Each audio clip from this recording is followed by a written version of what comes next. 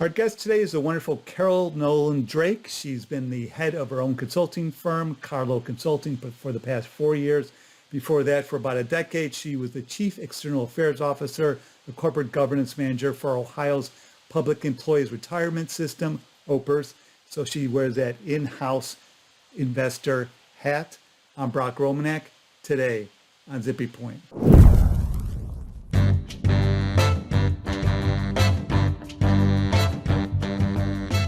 So Carol, shareholder engagement during the proxy season this year, ESG issues, E&S issues are number 1 by far from what I've heard.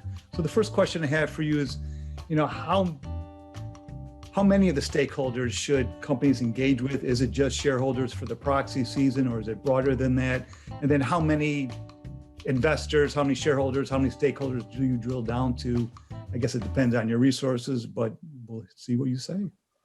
Yeah, well, you're right. I mean, my advice to companies always is to look at the resources, to be dedicated, to the effort. And I understand too that a number of small and mid-cap companies, they may only have one person that's handling investor relations and other duties. So you have to scale it in a way that is important. One thing I will say is more conversations doesn't always mean better conversations, right? The quality of the engagement is what is most important. And I used to be awfully disappointed when I would hear a company say, well, we always talk to our top 100 investors, Carol. And I would say, well, I get that, but guess what? That doesn't include many institutional investors who own so many companies. They might not even own 1% of your company, but they are a powerful voice for that outreach. So you have to mix it up. You can't just go to your top investors over and over and over again and think that you have scratched the surface for a true engagement program.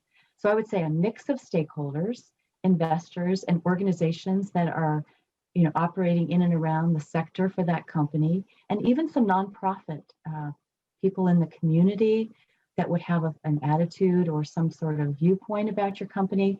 These are all parts of what I would say would be an effective outreach program.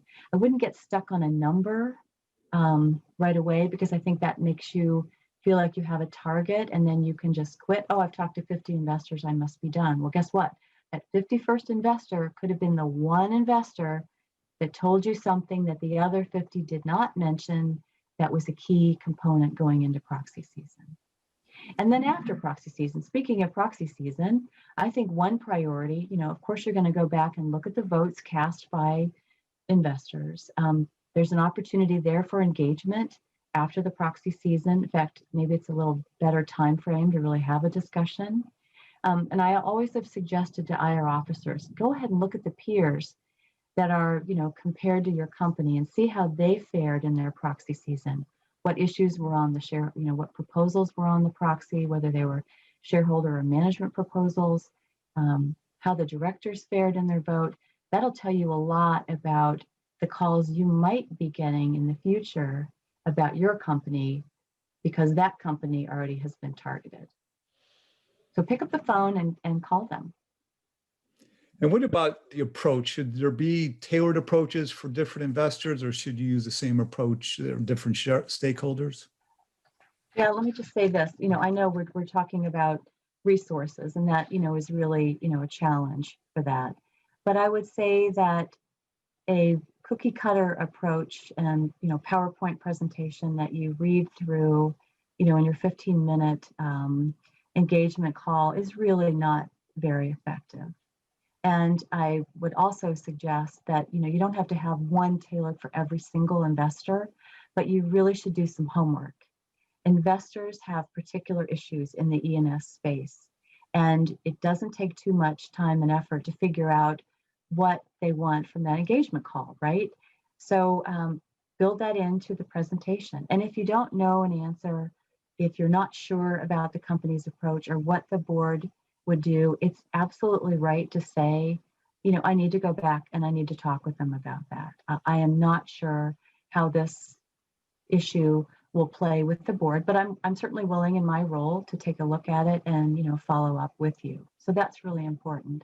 The other piece that I would say is that any more PowerPoint presentations, you can do that fairly easily on a Zoom call like this, and they can be even more in depth. I think that doesn't mean more pages. I'm just talking about having a real conversation without interruptions, unless of course the technology doesn't hold, something happens. You really have this focus in this virtual environment that you might not have had, in a flurry of like the old-fashioned phone calls where you didn't really get to see anyone, you didn't get to look at a screen, and share information. So it doesn't take, I think, too much effort to craft something that is personal to that particular investor. And I think that investor will appreciate it and feel, this really wasn't a waste of my time. I learned something here, and I can tell that they took advantage of an agenda and they didn't misuse the time with me. Again. So during these pandemic times, companies are probably holding their ESG roadshows online. I'm sure they are in a virtual format, and perhaps having, now that people are comfortable being online, perhaps this is an opportunity to do an ESG roadshow if you haven't done one before. And so for those companies that are doing them, who should represent the company on the roadshow? Should there be a member of the board of directors involved? What capacities within the company, which officers? Yeah, today's roadshows are vastly different because of, the impact of COVID-19. And I have found that roadshows in the virtual perspective are absolutely fine. And as I said, in some ways, they provide more opportunities for customized presentations. I mean, to your point, board members can pop in on an item on the agenda and then leave the call. You can have a CEO come in for a period of time. I think the point of who in the company is the right person is the individual that's most associated with that ENS report or the program. Who's in charge of making sure that those metrics and milestones are actually advancing at the company. The CEO may be the most visible person or the chair of the board, but you know what? A lot of times those issues don't require that they be on a particular call or, part of a meeting. It, depends on the agenda. And in that virtual environment, you can invite them for a few minutes, as I said. I think the optimal structure is to find the individual, if it's an ENS officer, corporate secretary, general counsel, whomever, who has a strong, what I would say, a strong command of the company's ENS strategy, right? So someone who can speak to those finer points in it, has the gravitas in the organization to help speak for the company and perhaps the board. You don't want somebody who has to say all the time, well, I'm going to have to go back and check with my boss. I just don't know. Obviously I'm here just to entertain you for a while. You don't want that. And the ability to coordinate with the other C-suite officers and perhaps make a presentation to the board. So from an organizational perspective, it would be great if the person is equal or reporting to someone in the C-suite, but certainly someone who has an interest and is charged with, the ENS responsibilities. That's really the person who should be part of the roadshow. And then when it comes to when's the best time to engage, you have the proxy season leading up to the annual shareholder meeting where you're trying to solicit votes. And these days, shareholders are very interested typically in your ENS issues, so you want to engage there. But then your ESG report might most likely comes out after after the shareholders meeting, and you might engage, I imagine, after the report comes out to find out what the feedback is from shareholders. What do you say about all that? Well, I would say there's never a bad time to engage, but there are my kind of three things that are markers for me. One is when the company has something to say to investors, when the company has something to ask of investors, or has something to show investors. Don't have anything important to say. And investors are really busy during proxy season too, just like companies. So that may not be the perfect time to engage.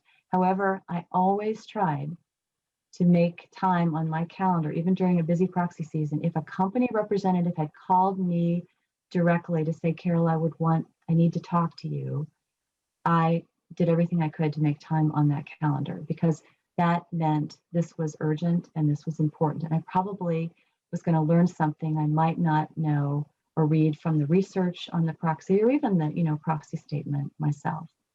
So the other thing is shortly after proxy season, and the good thing is there is time for an after the proxy season. I mean, we all feel, that each one kind of runs into the other one with all the international voting.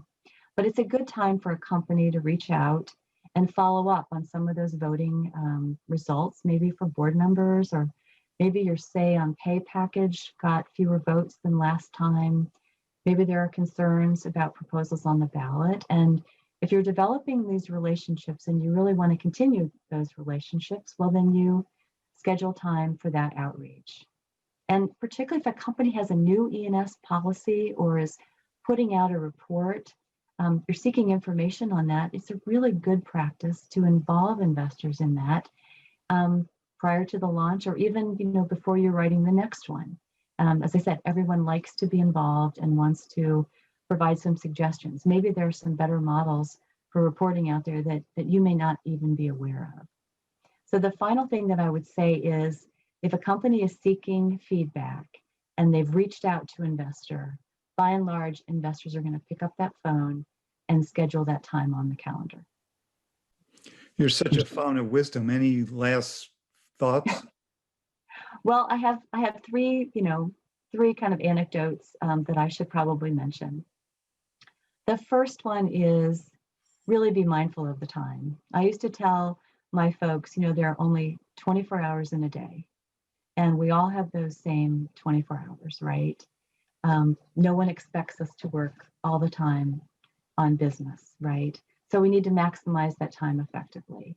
And that means that in these engagement meetings and calls, you need to have the right people on the call, have a set agenda that you've shared in advance, right? You leave time for questions and discussion so that it really can be more of a listening opportunity for you too. I mean, no one wants to be part of a one-way messaging campaign. And I used to feel from companies, if all they were going to do is call me and go through their PowerPoint presentation, they could have sent that to me. And if they pack calls every 15 minutes and don't leave me any time to ask questions or have some kind of a discussion, then I'm not sure that was such a great call for me. So be mindful of time. And for me, I always said, if it was an issue for a board member, then I wanted to talk to a board member. But if it was more of a policy issue for the CEO or something coming in the financials with the CFO, I didn't have to talk to a board member. So I was mindful who needed to be on the call.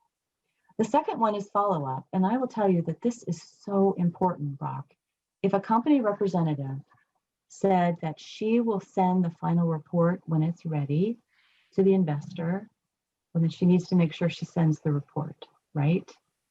If an investor asks to speak to a director or maybe the CEO during a call, then, and that investor, says, are you going to do that for me? Then you need to make sure that that conversation happens later on. Nothing burns bridges faster than people who make promises before proxy season to try and entice an investor to vote, and then they don't follow through. Now, it's the same for investors. If I say that I can't disclose my proxy votes until the day of the meeting, but I will call you afterwards and I will go through, the whatever degree I can share how we made the decision to either vote to withhold from directors or just support a director or support a shareholder proposal, then I need to put that on my calendar and make sure I follow up too. Those commitments are really important, and that's the way to build relationships, right? And the final thing is, don't let that relationship lapse.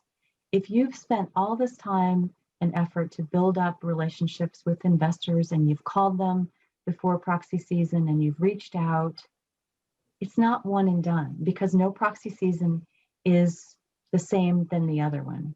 These issues continue to be brought up. And so if you have made that relationship, get out there, put together a call, put it on the calendar, and really foster that relationship. Some of the best conversations I used to have with people are the ones that I would say were kind of off the record. They didn't involve sharing, non-public, information. It was more of a, what's going on? How are you doing? I see the companies in the news. We're probably up nights working on the weekends, trying to go through all these issues. And it was always nice if somebody said to me, Carol, how are you doing? You're voting 12,000 proxies, in the short time frame. How are you keeping up with all that? That's how you develop friendships and relationships that last over time. And that really, isn't that what this is all about? I mean, investors are invested in these companies for a reason. We want them to succeed. And the people with whom we develop these relationships are really a key part in that success. Yeah, I almost feel like if you ask that question, there's going to be tears, particularly during the pandemic. And just like, I can't take it. Yeah, That's exactly. you need that release sometimes, and that's right. what makes a relationship when you feel. That's what, and talk about authentic, right? And Yeah. if everything is always, the sun is shining, and it's sometimes you look at all these social media posts and you think, my goodness, these people never have a bad day. Well, that's not realistic, and that's not real. Right now, every day is a bad day. It's a good day. Yeah. Well, look for the other Vid-Guides that Carol's made. They're on ESG issues. They're fantastic. Thanks very much, Carol. Thank you, Rob.